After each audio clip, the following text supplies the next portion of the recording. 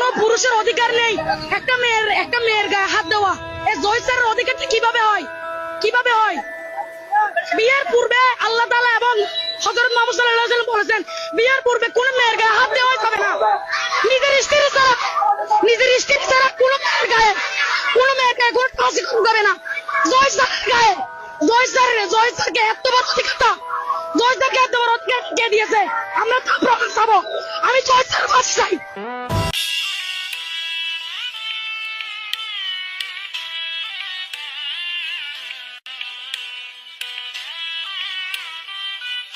কোন পুরুষের অধিকার নেই একটা মেয়ের গায়ে হাত দেওয়া।